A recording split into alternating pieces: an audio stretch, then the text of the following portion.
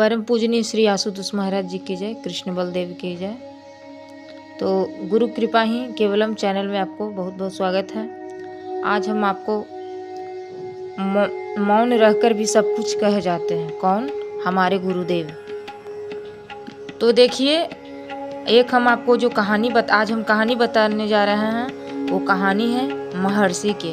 वो कैसे चाहे वो महर्षि हों या हमारे सदगुरुदेव हों, कोई भी पुण्य सत्ता हो, अगर जो अपने शिष्यों को कुछ कहना चाहते हैं, कुछ समझाना चाहते हैं, तो कैसे मौन रहकर अपने शिष्यों से बात कर लेते हैं, उन्हें समझा देते हैं। तो इस कहानी के माध्यम से ही आप जान पाएंगे और अंत तक बने रहिएगा, तभी आपको समझ में आएगा। तो एक बार की बात है कि पूरा हॉल संगत से खचाखच भरा हुआ था।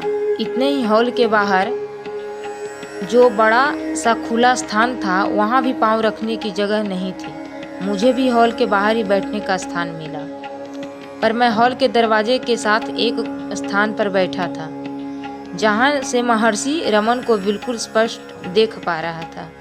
उस हॉल में एक साथ दो तरह के संवाद चल रहे थे। एक जिसमें अपनी जिज्ञासा रख रहे थे और महर्षि उनके स्पष्ट, सटीक और मन बुद्धि को पूरी तरह संतुष्ट करने वाले समाधान दे रहे थे। यह पहली श्रेणी का संवाद था, जो हम सबको अपने चर्म, चक्षु और यानी कान से होता दिख रहा था,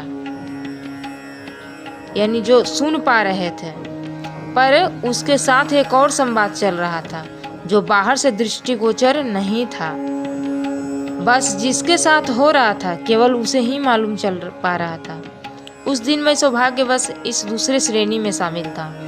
मेरे अतिरिक्त ऐसे दिव्य, अलौकिक एवं मौन संवाद के कौन कौन लाभार्थी थे, ये तो मुझे नहीं पता, पर निश्चिंत ही मेरी तरह बहुत रहे होंगे। महर्षि और मेरे बीच हुई इस मौन तथा रहस्यात्मक बातचीत के विषय में मैं आपको जरूर बताना चाहता हूँ।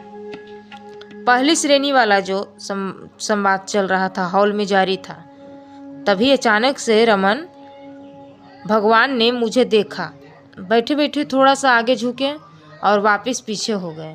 मुझे ऐसा लगा जैसे महर्षि ने मुझे अपने पास आने का इशारा किया और वे मुझे कुछ कहना चाह रहे हैं। यह एहसास इतना प्रबल था कि मैं उठकर उनके पास जाए बिना नहीं रह सका। पर जब महर्षि के पास जाकर खड़ा हुआ तो उन्होंने मुझे कुछ भी नहीं कहा। मैं वापस अपने स्थान पर आकर बैठ गया। मैं तो बैठ गया, लेकिन मेरे मन में एक विचार चलना शुरू हो गया। क्या वह मुझे बस लगा ऐसा भर था कि महर्षि बुला रहे हैं, या फिर महर्षि ने सचमुच इशारा किया था? और यदि इशारा किया था तो फिर कुछ कहा क्यों नहीं? अभी मेरे अंदर यह सब चल ही रहा था कि अचानक फिर से मैंने एक झटका सा महसूस किया, मानो महर्षि ने मुझे झकझोरा हो और अपने पास आने के लिए कह रहे हैं। सच कहता हूँ, यह मेरा वहम नहीं था। बेशक आसपास के लोगों को मालूम नहीं चल रहा था, पर महर्षि का संकेत इतना स्पष्ट था कि मैं दोबारा उठा और महर्षि के पास जाकर खड़ा हो गया। लेकिन महर्षि ने इस बार भी कुछ नहीं कहा। मैं कुछ क्षण रुका, पर फिर जब महर्षि ने कोई संकेत नहीं किया तो मैं वापस आकर बैठ गया। निश्चिंत ही जिन लोगों ने मुझे यूं दो बार उठकर जाते हुए और आते हुए वापस देखा होगा, वो भी सोचते होंगे कि यह घड़ी उठकर महर्षि के पास, घड़ी घड़ी बार बार महर्षि के पास क्यों जा रहा है। यदि वो लोग मुझसे पूछ भी लेते तो भी मेरे पास उन्हें बताने के लिए ऐसा उत्तर नहीं था जो उनकी बुद्धि को हजम होता, क्योंकि यदि मैं कहता कि महर्षि ने बुलाया तो फिर आगे जाने और महर्षि ने देखा तक क्यों नहीं। यही तो मेरी भी समझ से परे की बात थी, पर भीतर से यह आवाज़ भी रह कर उठ रही थी कि मेरे मन का विचार नहीं है, महर्षि ने सचमुच इशारा किया था। महर्षि निश्चित ही कुछ कहना चाहते थे, जिसे मैं समझ नहीं पा रहा था। इसी चिंतन और मनन के साथ अचानक से मेरे अंदर अजीब से बेचैनी होने लगी। पल भर में ही वह बेचैनी इतनी बढ़ गई कि मुझे लगा तुरंत अपने स्थान से उठ जाना चाहिए और बाहर चले जाना चाहिए। अंतरात्मा ने कहा, तुरंत बाहर जाओ। उस छटपटाहट को और अधिक बर्दाश्त न कर पाते हुए मैं एकदम से उठ गया। मैंने महर्षि को प्रणाम किया और बिना किसी के कुछ कहे बाहर आ गया। बाहर आया तो पता नहीं क्यों अपने जोन के हेडक्वार्टर स्टेशन के दिशा में बढ़ गया, जो वहां से लगभग 9 मील दूर था, 9 किलोमीटर। अभी वहां पहुंचा ही था कि पता चला कुछ देर पहले ही एक बड़ी ट्रेन की दुर्घटना हुई है। शुक्र है कि मैं समय पर पहुंच गया। तुरंत बचाव कार्य शुरू कर देने से स्थिति जल्द ही कंट्रोल कर ली गई। किसी प्रकार की ज्यादा हानि नहीं हुई। उस समय यदि मैं वहां न होता तो मेरी नौकरी ही चली जाती। इस सारे घटनाक्रम के बाद जब मैंने चिंतन किया तब सारे बिंदु श्रृंखला में एक दूसरे से जुड़ते नजर आए। साथ ही अपने भगवान रमन के हम भक्तों पर कृपा करने के रहस्यमयी अंदाज भी समझ गए होंगे। किस तरह से उन्होंने यह सारा घटनाक्रम संचालित किया था, वह भी बिना एक भी शब्द कहे, केवल अपनी दृष्टि के संकेत देकर। है न अद्भुत? आसपास इतने सारे भक्त श्रद्धालु के होते हुए भी उन्होंने कितनी खूबसूरती और बारीकी से सारी लीला भी रच दी और किसी को आभास तक भी नहीं होने दिया। तभी तो दुनिया के कितने अलग होते हैं सद्गुरु दुनिया से।